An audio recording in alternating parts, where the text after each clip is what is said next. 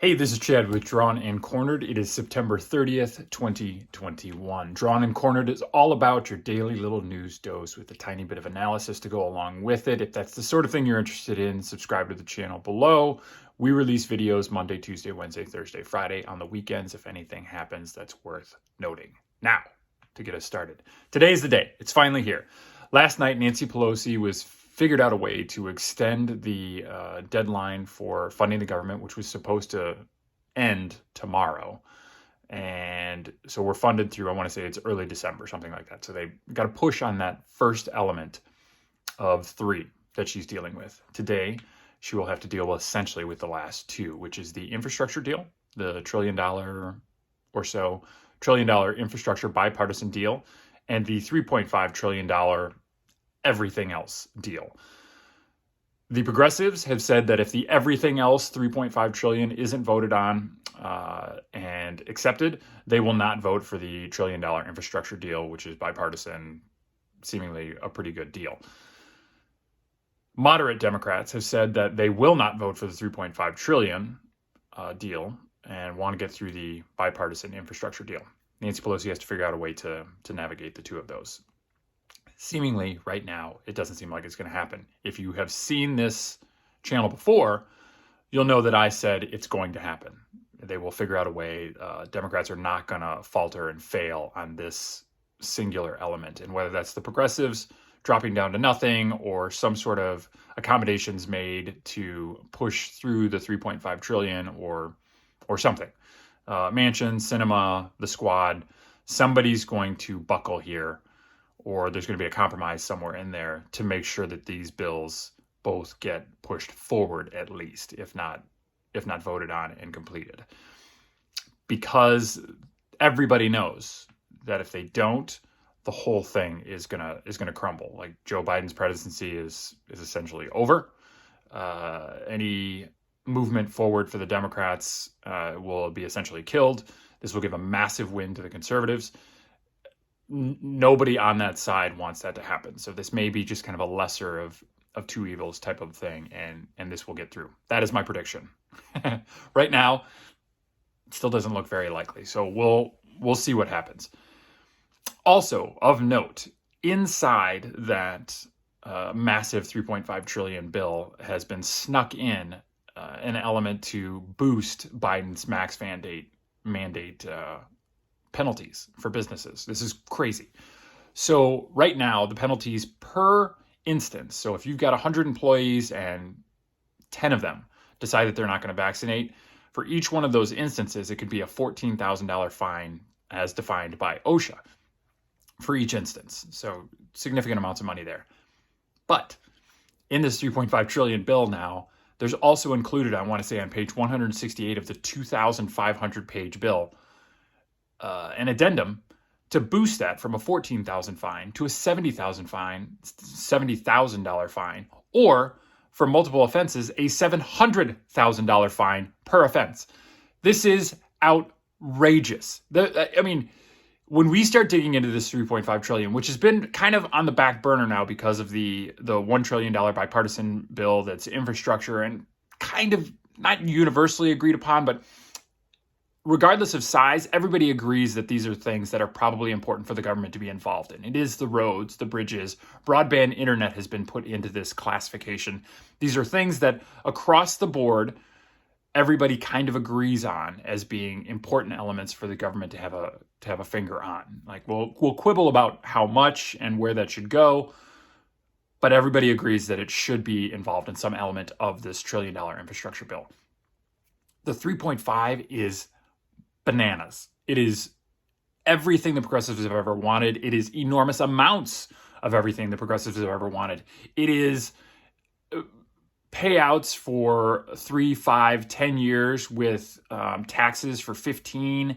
It is programs that supposedly sunset, but will have to be given in perpetuity once people grow accustomed to it. You can't have free pre-K and then expect that in 5 years that's going to get taken away. It's just not going to happen. It's a trick that is done in legislative bills to make it not seem as expensive as it is, because it's only going for 5 years and it's going to sunset, when everybody knows full well, like, this will be a long-term program. You won't be able to stop this once you get it started.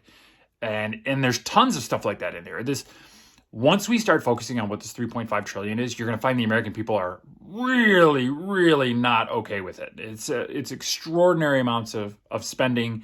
It is excessive, to say the least.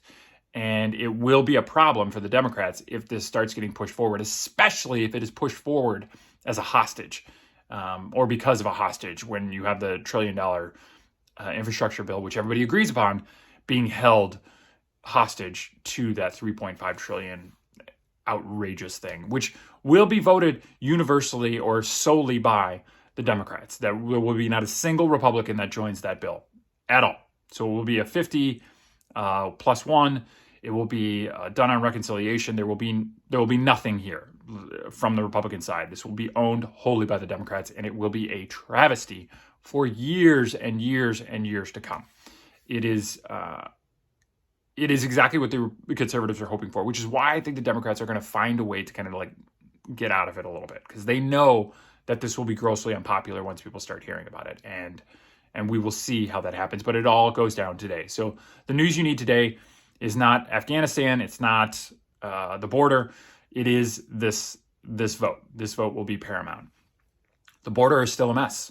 Afghanistan is still a mess. There are still planes being left on the tarmac that the State Department is not allowing to leave with Americans on board. Not just SIV holders, not just Afghan allies, Americans on board, stopped by the State Department in Afghanistan. So I guess that is part of something you need to know. The last thing, which is a smaller element, the vote primary, smaller element. The top military advisors were in front of the House yesterday, getting grilled again. And across the board, these guys are just failing. They are not holding the president to account for essentially going in front of him and saying, this is what we recommend. These are the things that we think should happen. They won't tell specifically the advice that they gave to a president, fine, but they're saying what their recommendations would be or what their thoughts would be now, which you presume the thoughts that they hold now are the same recommendations they would have made to the president. Otherwise, why are you in that job? But president didn't do any of those, did not take their advice, and then lied about not taking their advice, which I would argue is probably the bigger thing. If Joe Biden came forward and said, hey, this is what the generals recommended, but I really want to get out. I want to go a different way. This is what I think. This is what other people around me have thought that aren't necessarily military. This is what the president is for. The president brings all of these people into a room, and then he makes a determination based on tons of different advice that's given, tons of different information that's given. This is what happened with Trump during COVID. Everybody said, well, you should pay attention to Fauci. You should pay attention to Fauci. Fauci is just one element.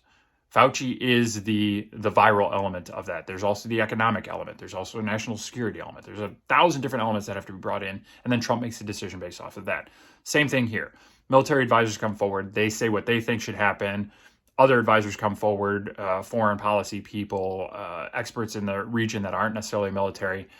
All of those people come forward, and then Joe Biden makes a recommendation based upon that, or makes a decision based upon that.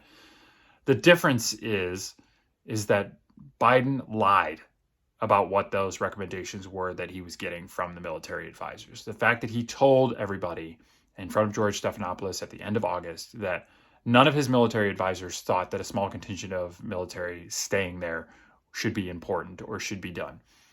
That lie lets you know that he knows that it's a screw up, lets you know that he knows that his decision was wrong.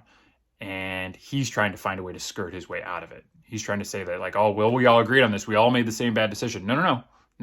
Everybody else gave a recommendation you denied, and you made a bad decision. You alone made that bad decision. You alone carried forward on that bad decision. This is not something that Trump did. This is not something that any previous administration did. This is not something that your military advisors agreed to. Nobody else made this decision. You are the one who made the decision. You are the one who owns this. Afghanistan is on you. And that needs to be the line of questioning that carries forward, of course, after today's vote, which is still the most important thing you're going to see today.